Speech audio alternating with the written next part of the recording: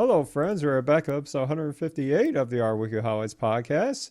If you're new to the show, this is the show where every single week we talk about the latest awesome highlights that are featured in this week's Our Weekly issue, available at ourweekly.org.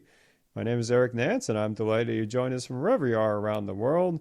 It's been you can tell spring is definitely more in the air, and I woke up to a big old windstorm over here blowing over trash cans and everything around our house. Hopefully you're safe wherever you are, but not in any event. I never do this alone. I'm joined at the hip here. Hopefully he doesn't blow away with the winds either, by my co-host Mike Thomas. Mike, how are you doing today? Eric, I'm doing great because I finally got my dev container in VS Code set up for Quarto, rendering to PDFs. Flawless victory. Oh, listeners, if you only knew the struggles Mike has had on this effort. Even I tried to take a look at it, and I was scratching my head, so I'm really happy you solved that. But, man, what a game changer that is. Installing Windows fonts and everything. Oh, the pain. You don't want to know. Yep. No, but we made I it. really don't. Yep. Blog post, I guess I owe the world a blog post on this. I would love to see it. Yeah, we can never have enough content about struggling through the container setup because it is never easy the first time around. Awesome stuff. Well, congrats on that. And hopefully you don't have too much debugging as we record this issue, but nonetheless, we have a fantastic issue today, and it was curated by Batol Almorzak, another now longtime member of the Our Weekly curation team. And as always, she had tremendous help from our fellow Our Wiki team members and contributors like all of you around the world with your awesome pull requests and suggestions. And yeah, we're going to lead off here with a concept that actually was touched on, a bit earlier episodes of this podcast, but there's been some great, I would say, revisions in kind of how we go about this. And we're talking about the use of the mocking principle for testing your R packages. And in particular, this post is coming from, well, you guessed this, she returns once again into the highlights, Mael Salmon, and this time from her post on the RHub blog on some of the latest developments that have happened in this space of automated testing within the R ecosystem and how mocking has just become a bit easier to do, you might say. And first, a little history lesson.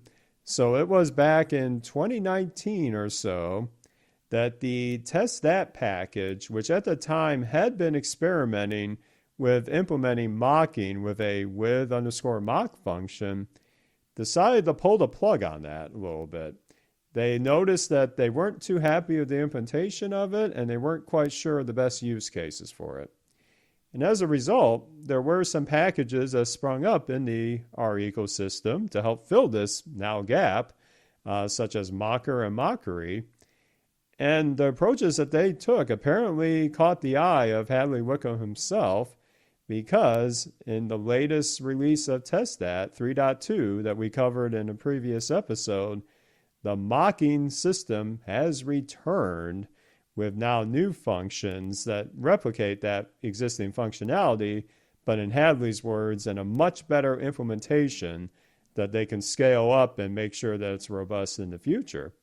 So Mael now has written this post as a revision to an example that they did back in 2019 that is now taking advantage of TestThat's new functionality. And in my crack research, if you will, before the show, I did dig up the very pull request that ended up bringing the mocking support back in the TestThat. We'll have that linked in the show notes if you want to hear the dialogue or see the dialogue between Hadley and other developers on this great development. So how do you end up doing this in your test suite? So in the post or an example that they draw up here, Mael first leverages to use this package to actually create a very simple prototype package that illustrates this point. And then the base example of this is a little callback to what you just said earlier, Mike, about your adventures with Windows fonts. They have a little fun function here called Is Encoding a Pain?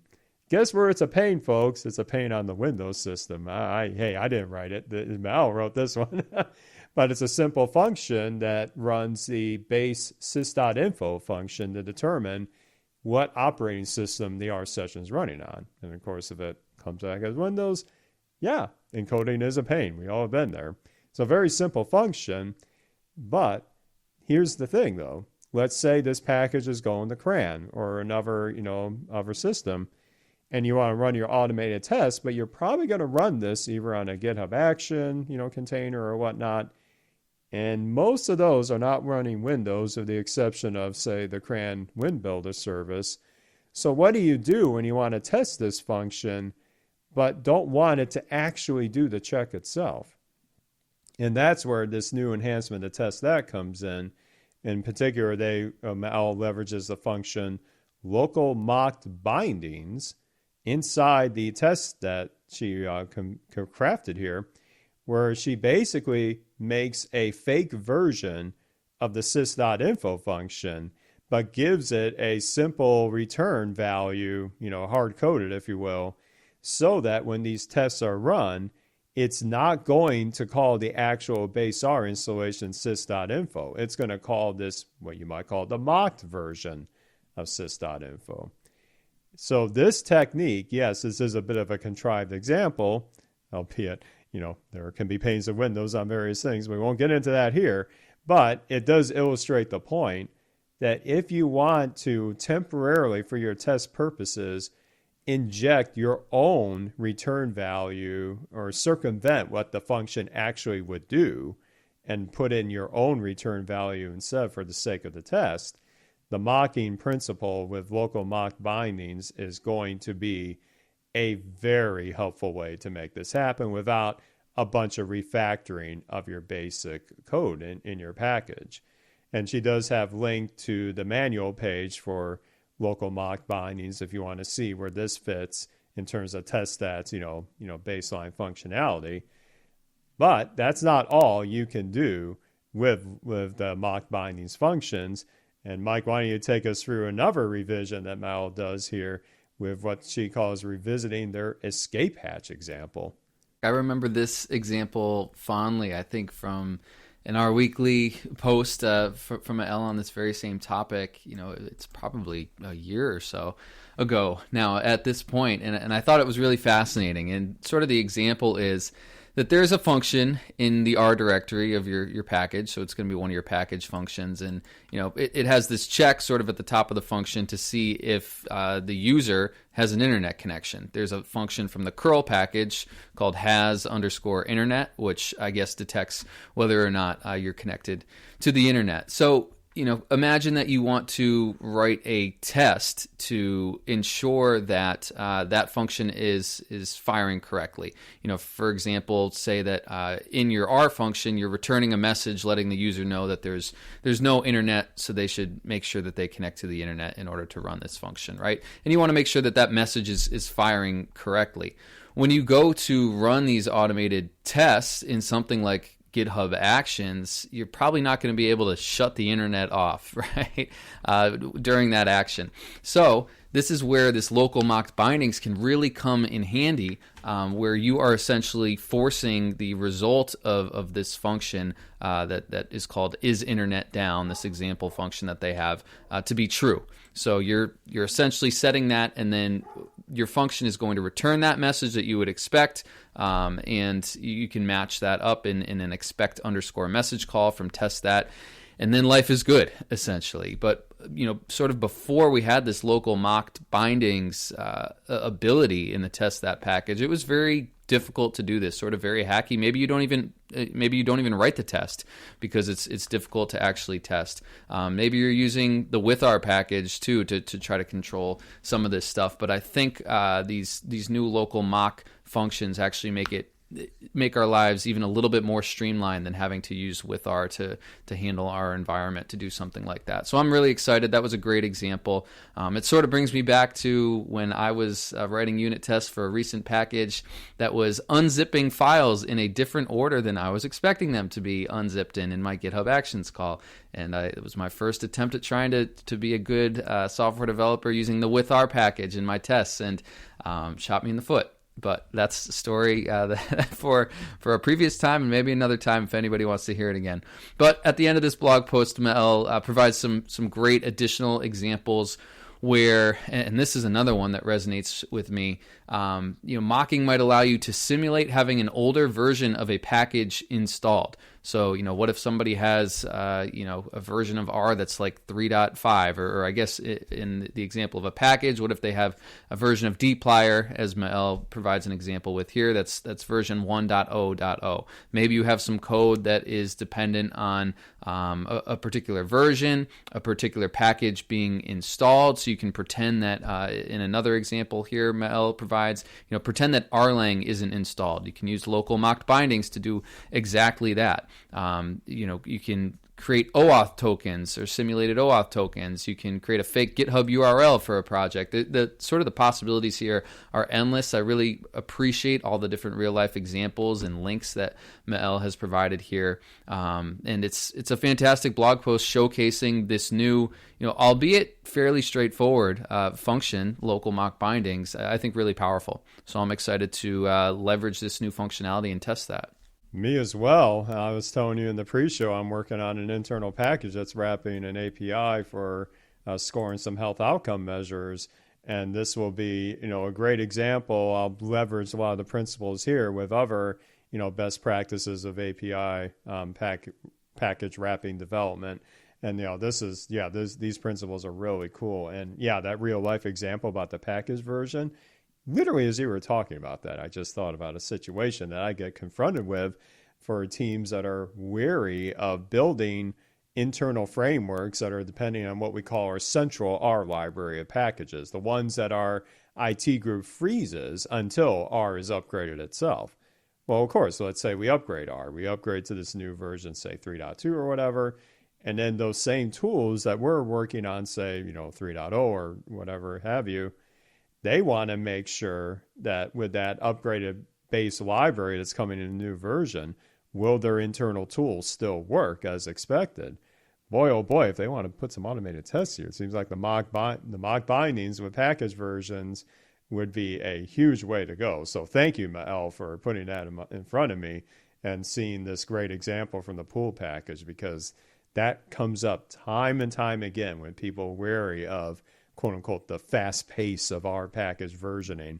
It's not really that fast paced, but I digress. But either way, there's lots of great principles here that I think you can take, whether you're building wrappers to APIs or wrappers to system processes or other. The possibilities are endless, as you see here. Absolutely, I agree. And a lot of throwbacks for me here, not only to old blog posts, but to old situations that I've dealt with. Sort of this overarching idea of how to really set minimum versions of R and minimum versions of packages as well for the R package that you're developing is I think a really sort of complicated process as well. So maybe some of these functions can help us in that journey.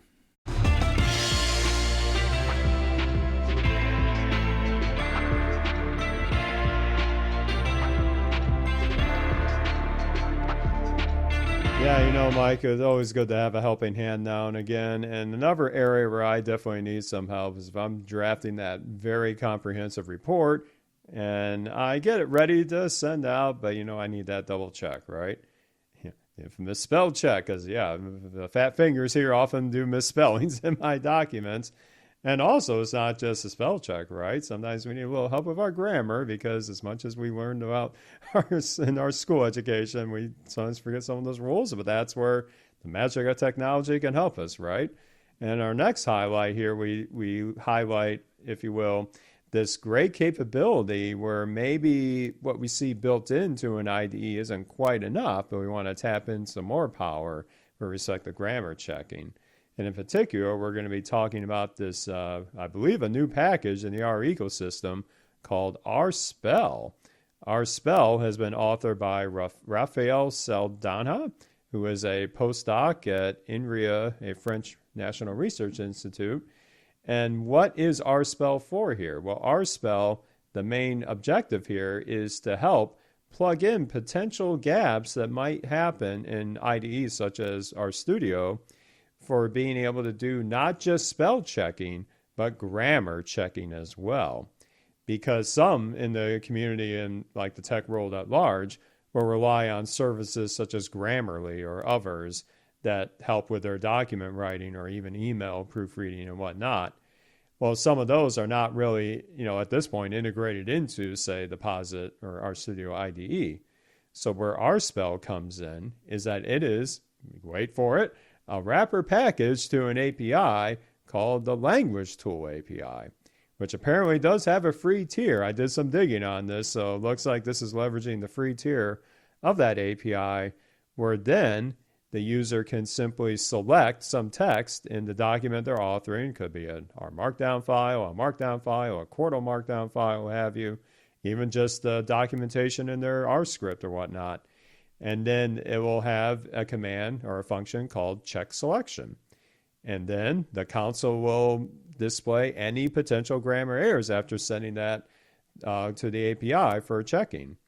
And of course, who wants to do that always in the click and drag approach? There are some nice keyboard shortcuts that you can add in your RStudio preferences as an add-in as well, that you could, key bind all that. And this is another major selling point. It will have support for multiple languages, and it will be smart enough to detect if your default language in Posit or RStudio has been set. It's going to automatically leverage that particular language when it sends these grammar checks to the Language Tools API. It'll also respect any definitions that have been made for, you might say, exceptions in the user's dictionary set in RStudio as well. And then also, it may be able to just say, I want to see the errors, don't really modify them yet. Let me be the judge of that. You can do that with an argument ask modify equal false in the check selection function. Where I see this is honestly not just with the RStudio IDE. I think this can be a great help for any development environment that you're leveraging with R.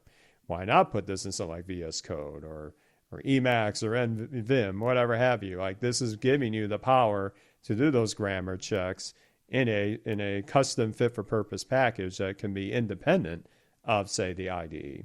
So really great niche that's being filled here by Raphael's rspell package. And certainly I think it's going to be a huge win for those of us that are not exactly using, the Office-type document, software for our document writing. It's always like a pain in the rear end for me to write something in Microsoft Word anymore. I love to do Quarto and R Markdown all the way, and now I can have my nice grammar checks in there too, just like anything else.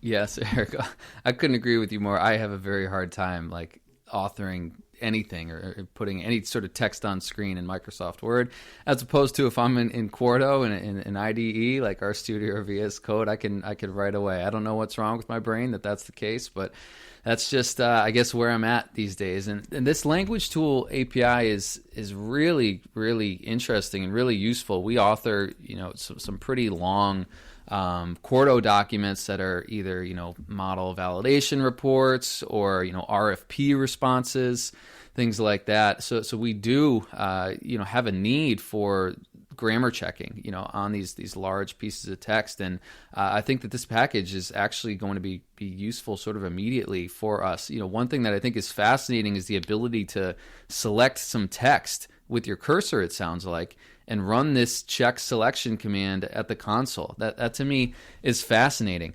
I was taking a look at some of the limitations that you have, and even on the free plan, it's, I don't know, it seems pretty friendly in terms of how many requests you're able to make. 20 per minute.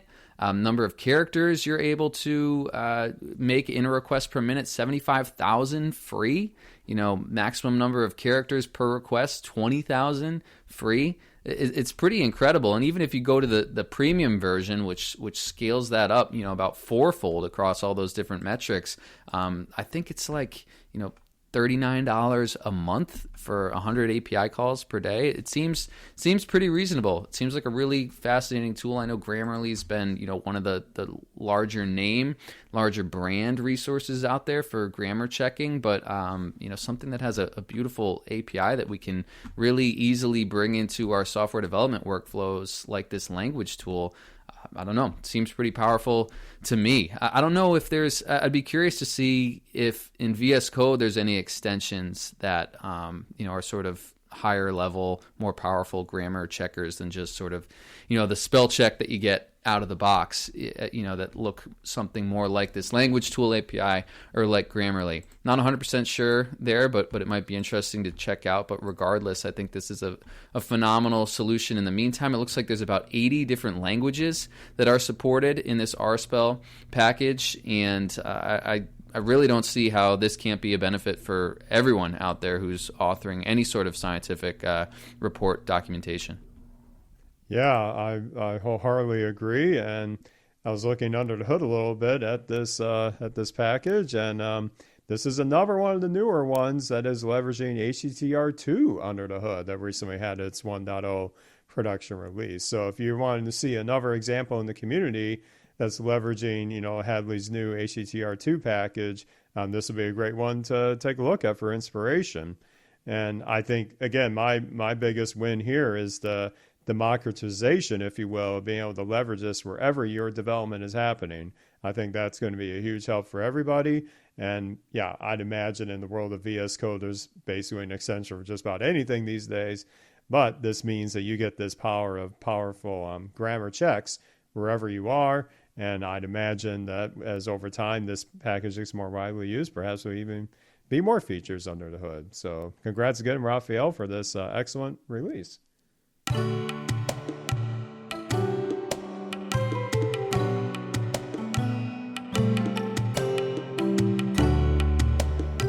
Whenever you get Mike and I together on any show or podcast, eventually Shiny will enter the picture here in respect to our application development, our interfaces. We're trying to make a little more robust with some nice aesthetic stylings in HTML and CSS and whatnot. And one of the areas that in my day-to-day life with Shiny in the early days that I definitely had one of those kind of love-hate relationship with was the grid system. How many times did I try to get the column width right between these rows and columns that are just scattered across my dashboard? Now, things are looking better in the Shiny space, of course, with the advent of BSLib and whatnot. And sometimes you might need to still get a little lower level with some of your CSS styling. But our last highlight today is coming from the esteemed Albert Rapp on how you can take advantage of now a very popular technique in the world of web development and styling, in particular the flexbox capability within CSS.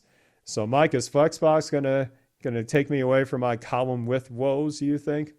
I think it will, Eric, and I think it's already probably being leveraged pretty heavily in packages like BSLib that are trying to alleviate some of the alignment issues or hurdles that we had to overcome in the past. I remember fondly with that grid system, especially in Shiny, doing things with columns and a fluid row to try to align things that probably should have been aligned like in a div with some CSS manually because it wasn't perfect. And I think Albert is walking us through sort of best practices around alignment, using this new sort of Flexbox framework. And he has this weather app which looks like a phenomenal mobile application. It looks like something straight out of my iPhone that he has been developing, I think just mostly sort of a UI for, and showcasing different aspects of UI development and HTML and CSS to bring sort of best practices to the design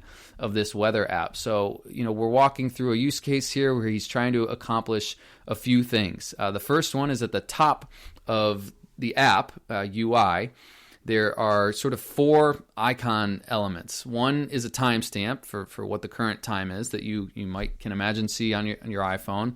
Then he has a icon that represents sort of your service, your vertical bars. Can you hear me now? And then there is a Wi-Fi logo, and finally followed by a battery logo. And the way that he puts these together is actually in a nested div, where at the top level of the div is the time, and then there's a div, the nested portion that contains those 3 other icons: your signal, your Wi-Fi, and your battery status. And when he initially tries to do this nested div without the flexbox, what happens is the timestamp is above the other three icons below it. And he really wants to align those really nicely horizontally. So the way that he's able to do that is in the style argument of this main div. He has two arguments to the CSS function. The first is a margin function, which doesn't have any impact essentially here. But the second argument here is display equals flex. And that is how you implement flexbox, instead of grid. And that is all that was necessary here to align these four elements horizontally instead of, part of the div being stacked on top of the rest of the div. So that was a really clever, sort of simple implementation and really powerful to see how that plays out. The second thing that he wants to do is he actually wants to have the timestamp be on the left side of the screen, and then the other three icons be on the right side of the screen, be pulled to the right side of the screen instead of them all aligned, one right after the other. He wants this large space in the middle of the screen between these icons. And the way that he's able to do that is again, just essentially adding this argument to the CSS function that ends up being supplied to the style argument of the main div. And this additional argument is called justify_content, and that equals, in quotes, space hyphen between. So that's how he creates space between the top level of that div, which is just the time space, and then the nested portion, the sub div, which are those three different icons. And it's beautiful the way that it plays out. It creates the perfect amount of space such that the timestamp is pulled to the left side of the screen and the other three icons are pulled to the right side of the screen, but they are all, again, on the same horizontal plane, which is fantastic. And the last thing that Albert does here, Eric, is centering this big icon that's below these top of your screen icons, this big cloud icon that's right in the middle of the screen, which I believe sort of tells you what the weather is today. So I don't know if you want to take a stab, Eric, at Albert's approach to centering that icon with some margin elements. Yeah, and first, it gets wonky in the beginning here, right? Because when you start just doing your grouping with the div, which again is I cannot undersell the technique of, if you just think of these divs as like these virtual boxes of stuff, and then be able to do whatever the heck you want with that, and then have it only affect that particular grouping versus the rest of your app. That's just such a game-changing technique if you're new to this world of web styling. That it took me a long time to grasp, but now in my apps I'm divvying all sorts of things so that I get that flexibility. But yes, going back to this example, when he first implements this grouping, and then you see that everything is all jumbled on this canvas, and it's not even fitting in this very nice styled cell phone like vertical rectangle background. Been there. How the heck do we get this so that instead of spreading it out like on the column-like fashion, it's spread into a row-like fashion? And that's where in the flexbox nomenclature, there is yet another argument or parameter called flex direction, where now you can say, you know what, I want this text, all these elements representing both the text and the image, to be stacked on each other in this column-wise fashion and not splat across this entire row by default. So, wait for it, he decides to use the flex direction, set it to the value of column, and now, look at that, it's looking much better. Now you see the text and the symbol embedded into the cell phone background. And now, yeah, maybe it's still a little not quite there yet because you want to do some additional moving around. And that's where the margin arguments come in, where you can define, if it's intelligent enough to space it on like the margin left and margin right being auto, so it kind of, based on your screen resolution, will fit it appropriately into that container. And sure enough, once you do that, now you're really seeing a very fantastic looking layout already. The city name in the quote unquote the top row. You got the degrees and the weather status on the next row, and then the actual icon indicating the weather, front and center, and literally center with a good size. And then there's placeholders from additional metadata, but they're nicely justified in the lower left. So really, really top-notch styling here. again, the key nuggets here are just taking advantage of flexbox and the various parameters that you have at your play here. And one quick tip, it's been mentioned in his previous blog posts, and other people have mentioned this as well. It's one thing to run this, like recompile your app, if you will, see the layout on your, browser window and kind of rinse and repeat, right? Like we typically do with programming. Remember, with web development, in that fancy schmancy browser you're running in, you've got those developer tools, right? And then you can do the inspect capability and drill down to that very CSS that's outlining that particular element that you select with your cursor. And then in real time, you could change like the margin widths. You could change the flex directions, and you'll see that happen in real time. And that can be a nice time saver if you know you're going to need to experiment a lot with this and you just want to quickly see the impact of it without rerunning your Shiny app. It's another technique that took me years to master, but between what Albert's mentioned in his previous post and what a good friend David Grandin has taught me with his various web development. In fact, Mike, you and I were TAing his Posit workshop last year, learning about the ins and outs of Shiny UI design. Those nuggets, they add up to really minimizing your iteration time and really getting you to the point you need to be at. So looks like there's more to come in this space for his next installment when he wants to, make things even more polished here. It looks like that's coming soon. But in any event, if he had told me this was a professional weather-based app that was in its early stages, I would say, yep, it sure is. How much is it? Nope. It's all free of charge, folks. It's all part of learning here. So congrats, Albert. A fantastic post as always, and we look forward to the next stage of this. Absolutely. No, I remember my first foray into popping open that developer tools pane and wondering what the heck have I gotten myself into? Why would I ever want to even, attempt to mess with what's going on in here, because it all looked so foreign to me. But now I am grateful for whoever created that developer tools, concept and technology, because it allows us to iterate so much faster across the styling of our apps. Yeah, and it's easy to get overwhelmed when you look at that at the first glance, because there are so many different tabs of functionality with respect to even just seeing what are the actual requests that the page is generating, and that almost like a systrace log on Linux. It looks very, overwhelming. But then when you get to the meat of what you want, which typically for me is either, like I said, the CSS tweaking or the JavaScript console, and I want to look at inspecting some variable values and whatnot.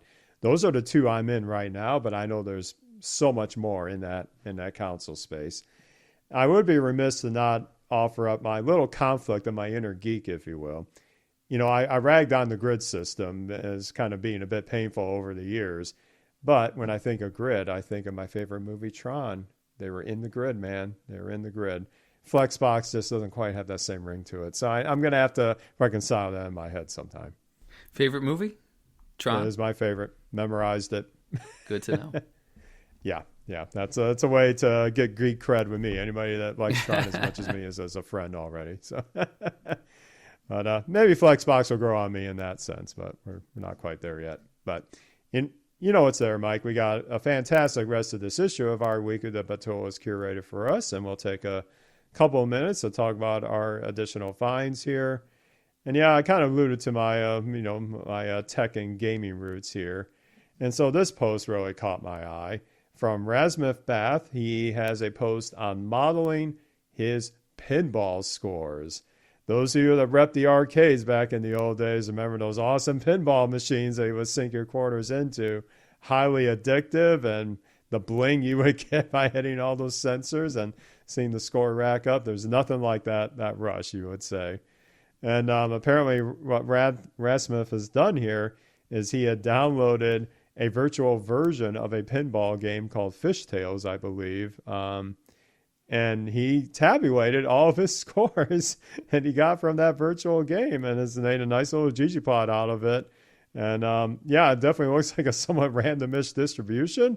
But the fact that you could do a data-driven analysis on that, huge win in my book. Took me back to the days when myself and a few of my Linux geek friends were doing a virtual racing league, and we had to do screenshots of the race times to collect our data, but two of us did it, and we had tons of fun doing it. So Awesome post, Rasmuth. And yeah, now I got the itch to play pinball again. That's really cool. I found a incredible set of slides authored by Michael Friendly for his Psych 6135 course on visualizing uncertainty, and just fantastic resource for doing exactly that in your statistical analyses and journey. You know, I think it's really important to not just communicate point estimates, but to communicate the uncertainty that you do have around those point estimates, so people can make, you know, better risk-based decisions. It's a great walkthrough of the functionality of packages like ggdist and tidy bays, and it's just a phenomenal resource, one that I am definitely going to save in my notes for the future, because it's spelled out really nicely for us. So definitely want to highlight that as well. Yeah, I love seeing these awesome visualizations in this space, because in my line of work, uncertainty is not just a buzzword. We really have to account for it and be very clear to our stakeholders, our leadership, when we're looking at these different, say, study designs, just the uncertainty we might have with that particular outcome and that particular time point. You know, we've got to make sure we're transparent about it. So anything we can do to communicate that uncertainty in a more concise way is a huge win in our book. So really great post by Michael Friendly there, set of slides. So I'll be definitely checking that out. And we want you to check out the rest of the R Weekly issue. Like I said, a ton of amazing content here. So much to choose from the world of package development, you know, data science in the industry, academic research, calls to action. It's all right there. And everything is available at rweekly.org. Everything is there. All the back issues are there. And as well as hearing from you, because one of the easiest way to help with R Weekly is to send us a pull request of your favorite resource, new package, new blog post. We love to see it, love it featured in the next issue. So it's just a pull request away. If you can write Markdown, you can contribute to R Weekly. It is that simple. Very easy to get set up with. And also, we love hearing from you in the audience as well. Got a little contact page directly linked in this episode's show notes on your favorite podcast player of choice. Speaking of those podcast players, if you have one of those modern ones out there, like Podverse, Fountain, Cast-O-Matic, CurioCaster, I could go on and on. There's a handy little boost functionality you could have to send your hosts, yours truly and Mike here, a fun little boost to read along in the show if you want to send us a message. So all right there. And also, we're on the social media sporadically. I am on Mastodon mostly these days, so at our podcast at podcastindex.social. I'm also on the Weapon X thing of at the Rcast, and I'm on LinkedIn from time to time as well. And ironically, this will have happened since I've recorded this, but literally in a couple hours after finishing this recording, I'll be taking a part in the latest Absalon Shiny gatherings to help do a little fun little teasers for the upcoming Shiny Comp. So I'm really looking forward to that. And Mike, where can they find you? I will be there too as well, Eric. I'm excited for that gathering. Yeah. And folks can find me on LinkedIn. If you search Ketchbrook Analytics, you can see what I'm up to, KETCHBROOK. You can also find me on Mastodon at Mike_Thomas at Fosstodon.org. And one last callback to Michael Friendly. His GitHub handle is just friendly, github.com/friendly. That's awesome. Sure is. You got it at the right time. It's easy. Yeah, I wish I'd been more. Well, at least I got our podcast eventually. Just had to fight for it. So one of those things. First world problems of social handles. But, it's never a problem to listen to R Weekly. We hope you enjoyed it. Again, we love hearing from you, so don't hesitate to give us your feedback. And also, we hope to see you for episode 159 of this very podcast next week.